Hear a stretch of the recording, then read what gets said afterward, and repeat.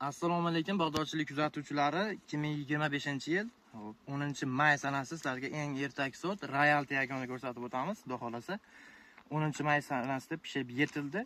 Korobkalarga sotilyapti do'stlar. Xudo xolasa Rossiya Moskva bozoriga ketyapti, samolyotda ketyapti do'stlar. Xo'p, Royal Tiago o'zi eng ertak pishadigan gilos bo'ladi, lekin bu sovuq joyga, tog'li hududga kelgan sababli kechroq pishdi. Quvasoy, Farg'ona Quvasoyda bu. O'zi Quvasoylar biladi. Royal Tiago eng ertagi gilos bo'ladi. Keyin kalibri kelib ko'rsatib qo'yay. Yaqinroq kelib.